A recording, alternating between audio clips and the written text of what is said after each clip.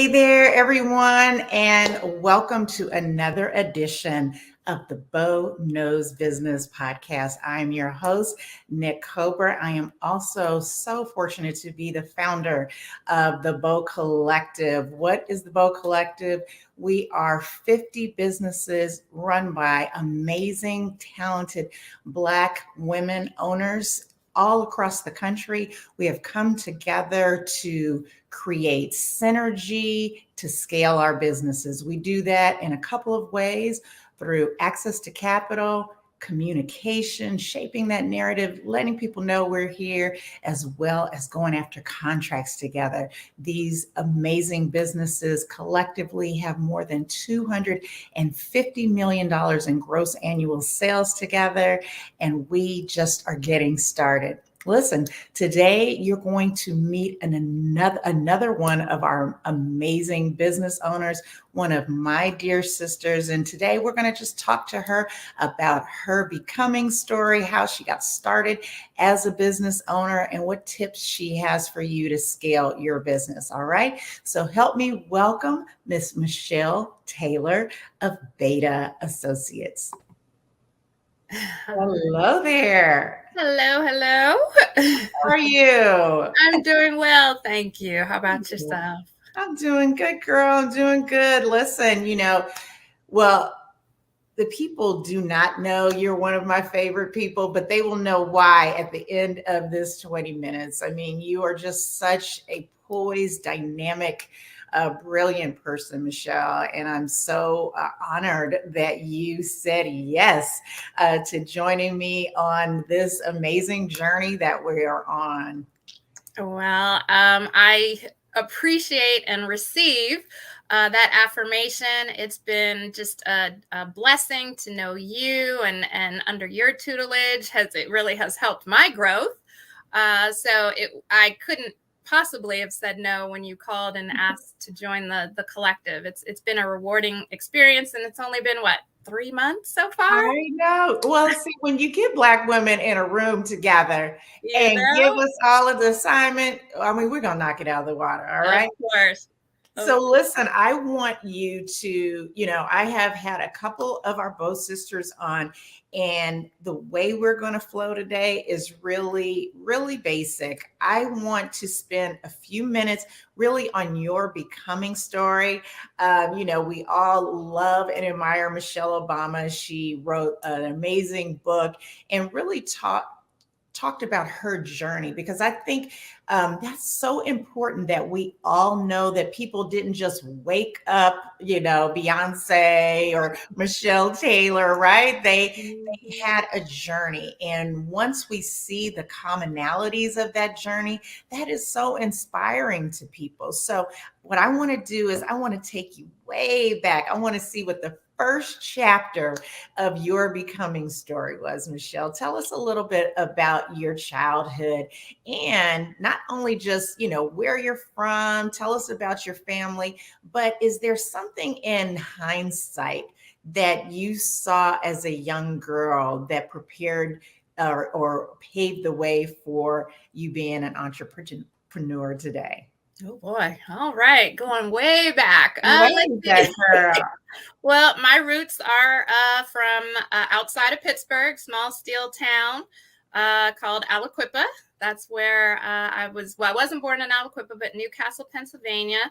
Spent my summers there. My mother and father divorced when I was 3. So my mother made the decision to move us to another part of Pennsylvania. So I did not have a relationship with my father until much later in my life's journey. So I was raised by a fiercely independent, strong Black woman. My mother really had several health challenges. So as a child, a lot of my recollections were in ERs, just waiting to find out, is my mother going to be okay? And that was quite terrifying as a young person, that uncertainty of whether the life force, next to God, is she going to be okay? And to watch her struggle and push through really was the germination of my strength and my tenacity. She was fiercely independent, as I said. She was very motivated. She was very ambitious. So really, I get my just courage and my courage strength. and Yeah. strength from watching her. She Was it just you two, or it did you was have siblings? Well, I have siblings, but I met them later in life. My Later. my dad remarried and had a family, so that's a total different chapter. Very just an immense blessing in my life. But for most of my journey as a child through my teenage years, it was just me and my mother. I used to say we were Thelma and Louise. We would just go on these adventures and just live life. And despite her health challenges, my mother was very insightful and very giving from a community service perspective. And she had worked in education, she'd worked in the nonprofit sector, and then she decided to launch her own company, BETAH Associates, which I am now the CEO of. And she started it in the basement of our townhome the year that I was set to go to college. Actually, the spring before I was going to Syracuse University. I'm like, what do you mean you're going to start this company now? I'm trying to go to college. Exactly. But she made it work and got me through my 4 years at Syracuse. And she grew BETAH from the basement of our townhome at the time into a multi-million-dollar company. And so, she really set the stage. The bar was quite high. The bar was quite high. Now, let me ask you, okay, so we see you, riding and dying, Thelma and Louise in your first chapter. The second chapter, you're in college. So you're at Syracuse. What was your major in college? And were you tied in any way to your mom's business, or were you kind of living your best party life in New York, girl? Oh, no. So government contracting was never an aspiration of mine, which is what BETAH is. And I'm a creative to my core. So I went to school the degree is producing for the electronic media, which is producing for television and film. Really? And so I always had a passion for documentary filmmaking. In high school, that was my passion. And in college, that's what I pursued. I did an internship in London at the BBC and Channel 4 television, graduated, went back and lived there for almost a year. Just, documentary, you think, oh, the Brits know how to do it the best. This is so great. I had absolutely no idea. Yes. I just had visions of being this award-winning documentary filmmaker. So when I came back stateside, I was hired at National Geographic Television as an intern, and I worked my way up from my internship to story coordinator to researcher to associate producer. And it was a dream job. I always said that once you're a producer there, you die there. I mean, who would leave a producer job at Nat Geo? So I kind of saw that for me, my ceiling was the associate producer level. So my mother had asked me if I would consider coming to BETAH to help her produce, at the time, a video conference on HIV in the Black community with, at the time, former Surgeon General Dr. David Satcher. Yeah. And so I didn't know what was going on as far as the HIV epidemic in the Black community. So I said sure, and I came on board. I thought I would go back to Nat Geo, produce the video conference, and just hearing the devastation and the rising infection rates and the lack of testing and awareness, I didn't go back. I just felt that this was where I was meant to be from just a sheer community health, public health standpoint, that the situation was quite dire. And I wanted to see if I could take my creative skills to educate people in a way that messaging and information could be received to change outcomes, to encourage people to become tested, to reduce the stigma or break the stigma. Yes. Oh my gosh. I love this for so many reasons. I've known you for years, but it shows how when you focus on one aspect of someone, I met you after you had already become and just knowing your journey is just so empowering. So let's fast forward to, the next chapter, which is your most recent chapter. I do know this part of the story, and this is where we intersect. So now you're with your mom's company, you're feeling that there is a purpose, you're blending your natural gifts and strengths for storytelling. And then what happens? So I joined Beta in 1999 and was the communications director. And in 2008, my mother passed away. And at the time, she had worked very hard to try to sell the company. There was a deal on the table. She had signed the letter of intent literally 5 days before she passed away. She had mustered up enough strength. She told me that she did not want this to be my burden, that was her dream. She wanted me to live my life and do my creative pursuits and not to let Beta be what I needed to do. She looked me in my eye. She had my mentor come to the house to hear her tell me that Beta is not her legacy, that I am her legacy. When she signed the letter of intent, she said, let it go. I can't do this anymore, but let this go. So when she passed, one of her financial advisors, he was very passionate about Beta. He believed in Beta. And he pulled me to the side and he said, they're stealing your company. And so for me, hearing those words, wait, what do you mean they're stealing my company? My mother worked too hard. She sacrificed too much. So I didn't move forward with the sale. Here we are. Didn't move forward. You said that was 2009. 2008. And 8. Okay. 2008. Yes. Wow. Yes. And so more than 10 years. Yeah, almost 15. 14 years. Yep. This April 24th, my mother passed away. So we're going on 14 years that I've been in the leadership role. I was not groomed for this. We agreed early on that government contracting was so not what I wanted to do. Not your jam, girl. Not your jam. But for any government reps that are out there, I love it now. Exactly. All those contracting officers. Right. Oh, wow. So it's an incredible story. It takes such courage, such courage when I hear you say that.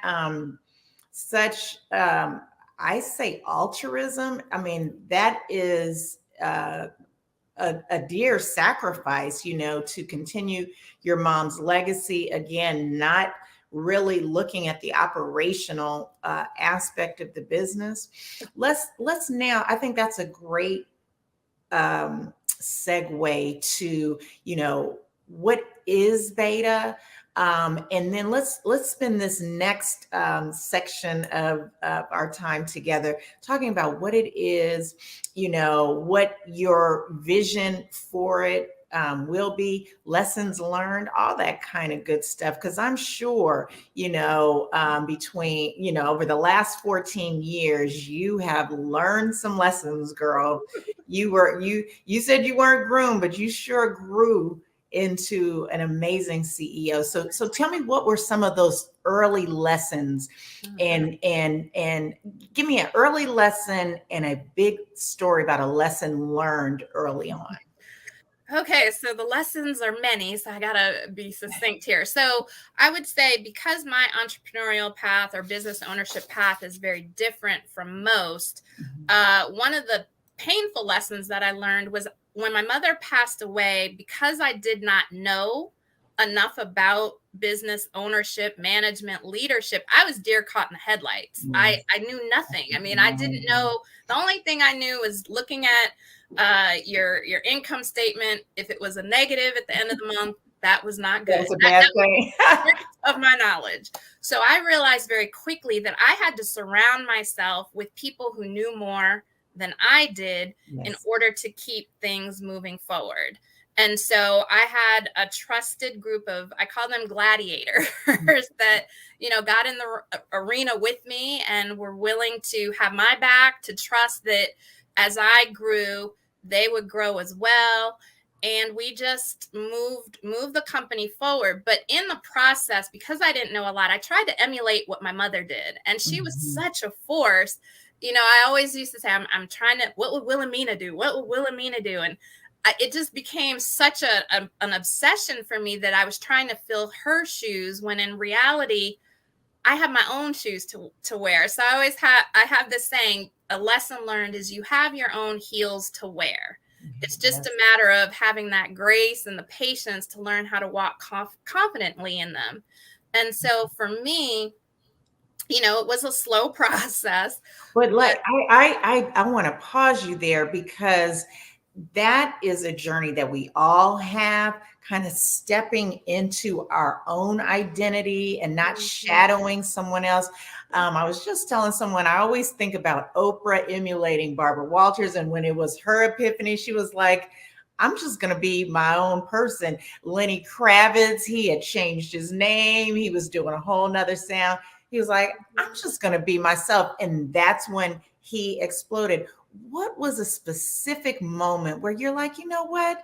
I love Wilhelmina, but I am Michelle, and this is what I want to do. Was there a light bulb moment for you? there absolutely was. So at the time when my mother passed away, we had office space in Bethesda. Okay. And for those who don't know, Bethesda, Maryland is a very high economic area, high rent district. And so our landlord was very gracious to maintain our lease at the same rate for years, but he's a business owner. So he had to increase the rates. And I just thought, this is not sustainable. And so I went back to what will Wilhelmina do? What will Wilhelmina do? And I was sitting and I said it at the time, I'm sitting at her desk in her office, surrounded by her things. I hadn't changed very much. And it was at that moment that a voice just said, no, Michelle, what do you want to do? What do you feel is the best decision? And so with that, we right-sized and relocated to downtown Silver Spring, which was more affordable and reasonable for where we were at the time. So that was a very clear, distinct moment. I love it. I love it. And you've been in that space, what, at least? Well, actually, we were there for about 4 or 5 years, but then I made another business decision. And, most of our leadership team was housed there, but a lot of our staff were either already working remotely or they were working at government sites. So I decided that we should just go completely virtual. So we have been virtual since, I want to say, 2018. And wow, you guys were 2 years prepared. Yeah. All the foolishness, right? Yeah, we have co-working space. We do have dedicated like 2 or 3 offices that we go to when need be, access to a conference room. But for the most part, everyone works remotely, and it's worked quite well. And it's had to in these times that we're in now. Absolutely. I mean, I applauding you again for your vision and your courage, really. And, it cannot go without saying that, yes, you had trusted advisors who counseled you, and then you trust your judgment with counsel to make decisions. I think that is a reoccurring theme that I hear with a lot of entrepreneurs. Never be the smartest person in the room, but then there is a piece of you that at a certain point, a leader's got to lead, right? You got to make that decision and kind of live with it for better or worse. But it looks like it's turned out very well for you. Well, by God's grace. All right. So listen, so we have a couple more minutes. I'm gonna use my liberty because we've been doing so well here. We are almost at time, but I want to talk a couple things about, again, what type of business, let's get for clarity, what type of business BETAH is. You mentioned government contracting, but give me that great elevator pitch in terms of what you all do, what you provide, how many team members that you have, and tell us your best client, your biggest client, and what you do for them. Oh boy. Well, BETAH Associates is a professional services firm, and that really is a catch-all. We provide communications and outreach, conference and event management, peer review support, and technical assistance and training services. So we like to say that we work with our clients to produce events, messages, and materials that matter. So a lot of times we're working collaboratively with our clients to amplify their messages, address challenges, but also helping them figure out how best to engage the community and the audiences that they serve. I love it. I love it. So as a government contractor, right? I'm in listening to you. I know that you have done communications work on health and human service related initiatives. Tell us, for those out here that are like, "Hey, I love communications. I'm a one man band." Would you offer any advice in terms of kind of scaling, even though we know your background, but take that lens off. You have people out there. We really want to help these young entrepreneurs scale their business. What is one strategic thing you give them for those in your industry and beyond? Oh, let's see. I would say, well, to give an example and going back to your question about one of our best clients, I love all of our clients. Let me just put that out there. Why did I do that? That was whack. I shouldn't have made you. But I can say, lesson learned from a communication standpoint, starting out, my first client is still with us today. So 1999 to 2021. Oh, Lord, 2022. Yes. I would say it really was relationship. This client trusted BETAH, really knew our capabilities, sought us out for our strategic thinking, our thought leadership, and he really believed in our capabilities. And it really was through relationship building.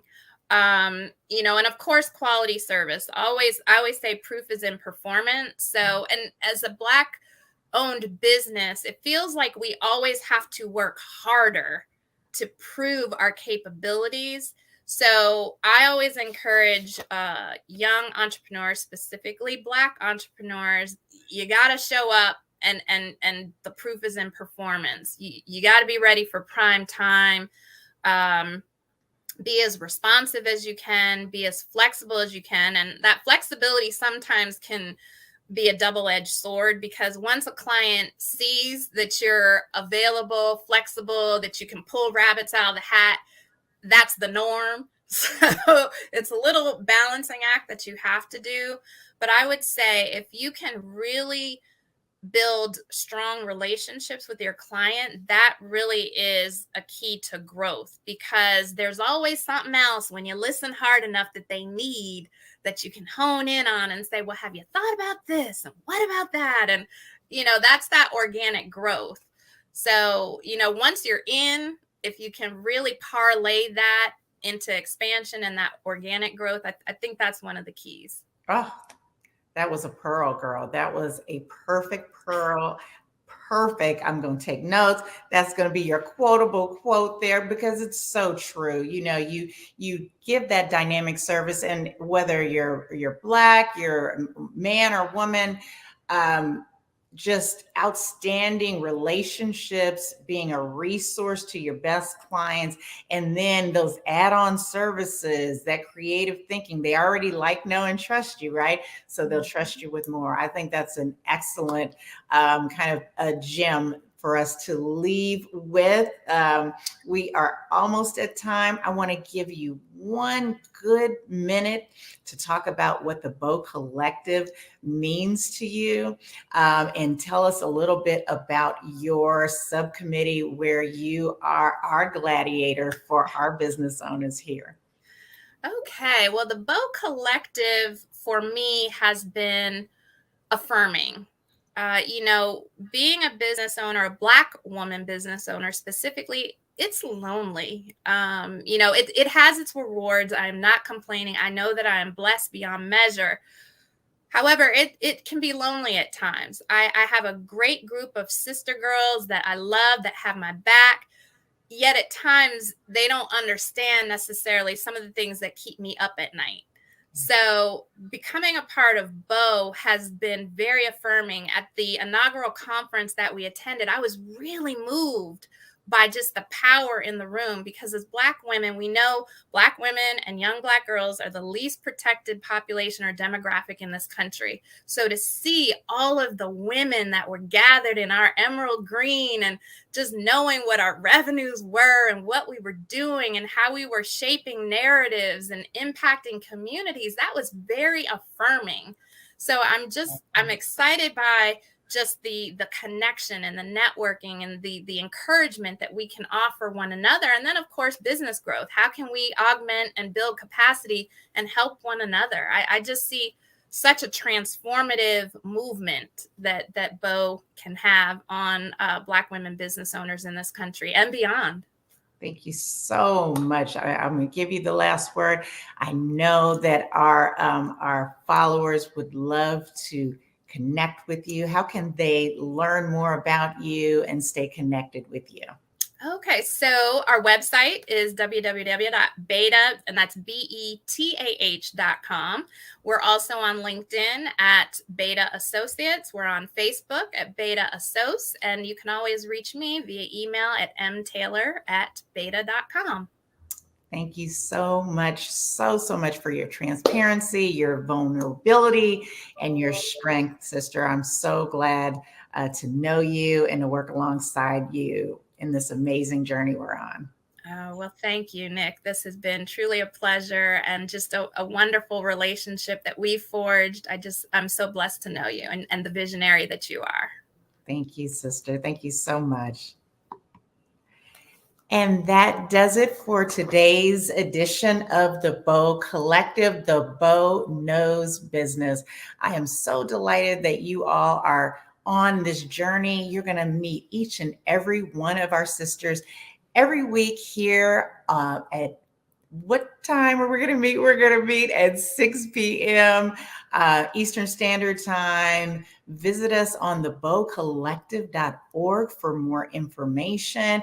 You can, again, sign up for our podcast, our newsletters. We'll have events. We're so happy to know you. We're so happy to work with you. And we're so happy that you're joining us. Thank you so much. Take care.